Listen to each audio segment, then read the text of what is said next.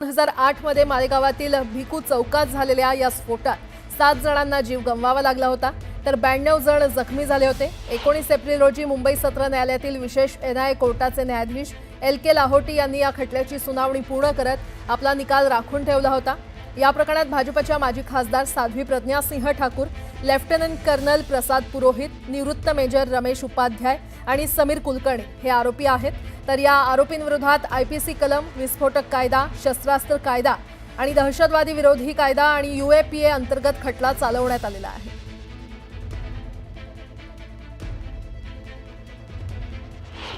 उस वक्त 17 साल पहले जो हुआ था, यहाँ पर सामने गाड़ी लगा था और ये गाड़ी उसी वक्त से लगी हुई है और ये जितने भी निशान है सब वो चर्रे के हैं। दीवार पर, वहाँ पतरे पर, ये ऊपर पतरे पर, ये सब चर्रे के निशान है। गाड़ी ब्लास्ट हुई थी 9:35 को 28 रमजान। बस अपन तो यही चाहेंगे कि इंसाफ सही हो और कुछ नहीं, दूसरा हमको कुछ मतलब नहीं है।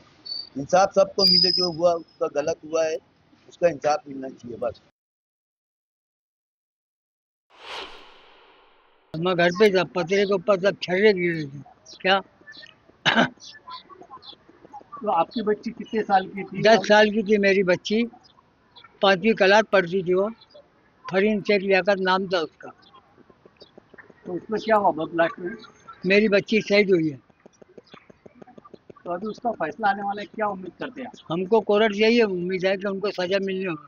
हेमंत करकरे साहब ने जितने को पकड़े हैं उनको सजा मिलनी होगी। आणि या संदर्भात अधिक माहिती देत आहेत आमचे प्रतिनिधी कोर्टाच्या बाहेरून प्रशांत बाग आपल्यासोबत जोडले गेलेले आहेत आणि मालेगावातून बब्बू शेख देखील आपल्यासोबत जोडले गेलेले आहेत। सगळ्यात आधी प्रशांत तुमच्याकडे येते। खरं तर आज मालेगाव बॉम्बस्फोट खटल्याचा तब्बल 17 वर्षांनंतर निकाल येऊ शकतो, या निकालाकडे सगळ्यांचं लक्ष लागलेलं आहे। काय अपडेट?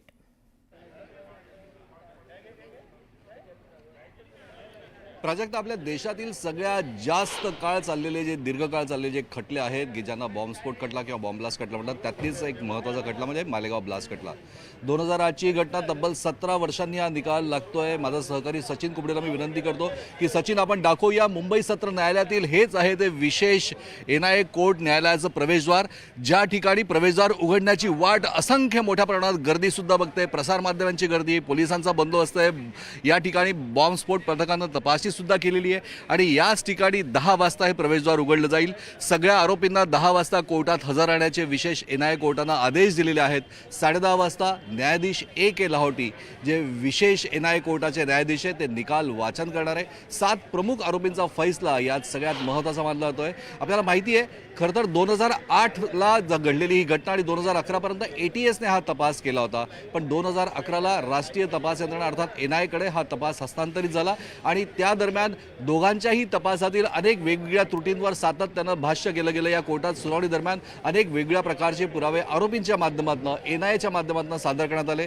323 साक्षीदारांची साक्ष या खटल्याच्या दरम्यान पूर्णपणे या ठिकाणी नोंदवण्यात आली आणि त्यातल्या 37 साक्षीदारांना या सुनावणी दरम्यानच फितूर सुद्धा घोषित करण्यात आलं होतं।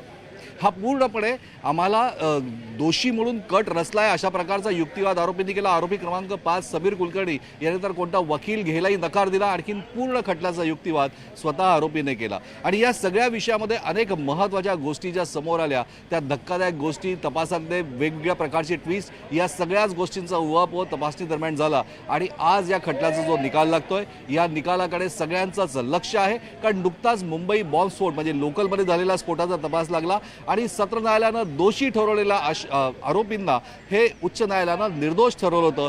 तशाच प्रकारची कलाटणी देणारा हा निकाल असणार का, हाही प्रश्न आता चर्चेत आलेला आहे। आपल्याला माहिती आहे की भगवा दहशतवाद अर्थात भगवा आतंकवाद हा शब्द जो प्रचलित आपल्या देशात झाला, तो याच खटल्याच्या पार्श्वभूमीवर झाला होता। त्यामुळे या खटल्याला आपल्या देशाच्या राजकारणात सुद्धा अत्यंत मोठं महत्त्व आहे। सांप्रदायिक राजकारणावरनं तेढ निर्माण करणारा कृत्य म्हणून सुद्धा या खटल्याकडे विशेषतः बघितलं जात आहे आणि याचमुळे महाराष्ट्रातील नाशिक जिल्ह्याच्या मालेगावमध्ये झालेला हा बॉम्बस्फोट आणि त्याचे धागेदोरे जे गुजरातपर्यंत पोहोचले होते, ज्या मोटरसायकलमध्ये हा स्फोट झाला होता आयडीचा, ही मोटरसायकल ही सुनील जोशी नावाच्या व्यक्तीची गुजरातला होती आणि तिथूनच साध्वी प्रज्ञासिंह ठाकूर, ज्या भाजपच्या खासदार होत्या, यांना आरोपी म्हणून निष्पन्न करण्यात आलं। पण 17 नोव्हेंबर 2011 निकालाला साध्वी प्रज्ञा सिंह यांनी जे निश्चितच. त्यामुळे आता तब्बल 17 वर्षांनी हा निकाल आज जाहीर होतोय, त्यामुळे नेमकं कोर्ट काय निकाल देतं हे पाहणं महत्त्वाचं ठरणार आहे. प्रशांत, वेळोवेळी तुमच्याशी बातचीत करत राहू, अपडेट घेत राहू,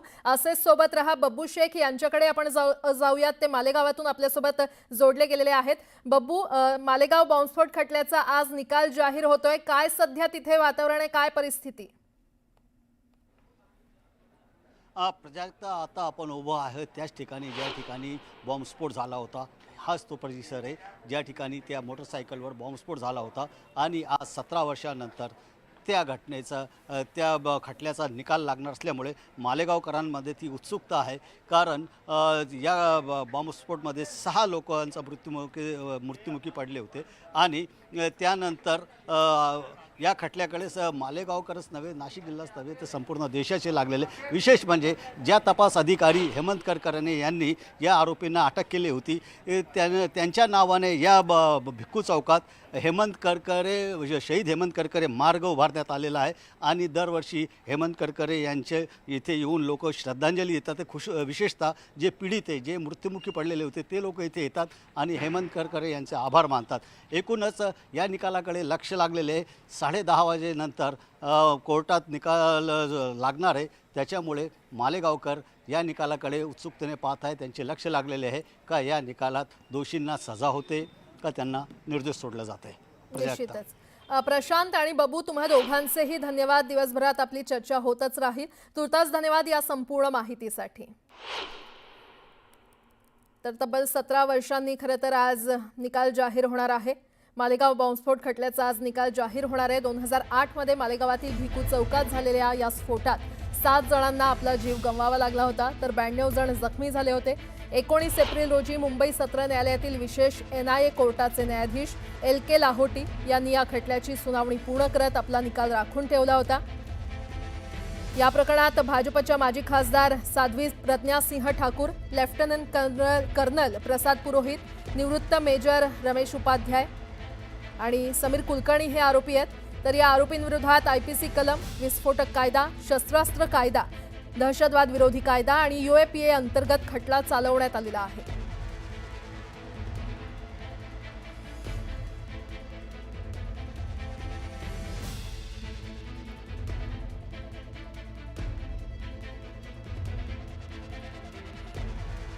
आणि या प्रकरणात ज्यांना आरोपी ठरवण्यात आलं होतं, समीर कुलकर्णी, ते सध्या आपल्यासोबत जोडले गेलेले आहेत. समीरजी, आज तब्बल 17 वर्षानंतर मालेगाव बॉम्बस्फोट खटल्याचा निकाल जाहीर होणार आहे. तुम्हाला आरोपी ठरवण्यात आलं होतं. कसं पाहता आजच्या दिवसाकडे? आजचा निकाल काय अपेक्षा आहे तुमची? गेल्या 17 वर्षापूर्वी सत्ताधाऱ्यांना, तपास यंत्रणांना जे सत्य माहिती होतं, जे सत्य आम्हाला माहिती होतं, ते आज सन्माननीय स्वायत्त सार्वभौम न्यायालय अधोरेखित करेल, आमच्या निर्दोषत्वावरती शिक्कामोर्तब करेल. मला विश्वास आहे की मागच्या आठवड्यामध्ये 7/11च्या मुंबईवरच्या त्या साखळी बॉम्ब विस्फोटामध्ये तब्बल 18 वर्षानंतर ज्या भारतीय तरुणांना निर्दोष सोडलं, सोबतच मालेगाव विस्फोट 2006 मध्ये, 2016 मध्ये त्यांना तब्बल 10 वर्षानंतर निर्दोष सोडलं, तसं आज आमच्या निर्दोषत्वावरती स्वायत्त सार्वभौम विश्वसनीय न्यायालय जेव्हा शिक्कामोर्तब करेल, तर काही जणांना आश्चर्य वाटण्याचं काही कारण नाही. आम्ही पहिल्या दिवसापासून निर्दोष होतो. फक्त गलिच्छ राजकारणासाठी, मुस्लिम तुष्टीकरणासाठी सत्ताधाऱ्यांनी 2009चं लोकसभेचं इलेक्शन डोळ्यासमोर ठेवून आम्हा सर्व प्रामाणिक भारतीयांचं आयुष्य उद्ध्वस्त केलं. ठीक आहे समीरजी, धन्यवाद. न्यूज 18 लोकमतशी संवाद साधण्यासाठी, आपली प्रतिक्रिया देण्यासाठी. आणि या संपूर्ण प्रकरणावर भाजपचे राम कदम यांनी प्रतिक्रिया दिली, आपण ऐकूयात.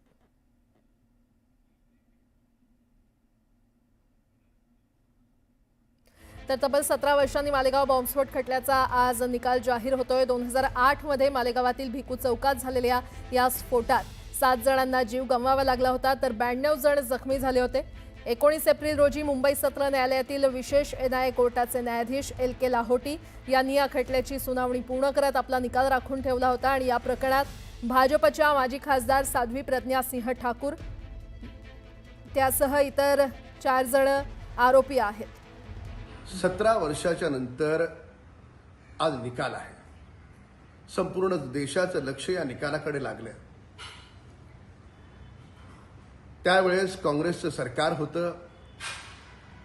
सरकारच्या दबावाखाली चौकशी करणारे अधिकारी काम करत होते आणि कशा प्रकारे षडयंत्र रचलं गेलं, RSSच्या काही नेत्यांची नावं त्यात कशी गोवण्याचा प्रयत्न झाला, काही हिंदू धर्माच्या नेत्यांची नावं कशी त्यात गोवली जावीत, याच्यासाठी त्यावेळच्या काँग्रेस सरकारनं प्रयत्न केला. हे आम्ही नाही म्हणत आहे, चौकशी करणाऱ्या अधिकाऱ्यानं स्वतःहून बाहेर येऊन सांगितलंय. या काँग्रेस पक्षानं एवढंच नाही तर तुमचा आमचा वंदनीय पूजनीय भगवा ध्वज भगवा, त्या भगव्याला यांनी आतंकवादाशी जोडलं. किती नीच प्रवृत्ती आहे. संपूर्ण षडयंत्र सनातन हिंदू धर्म आणि सनातन हिंदू धर्माचा भगवा याला कलंकित करणं.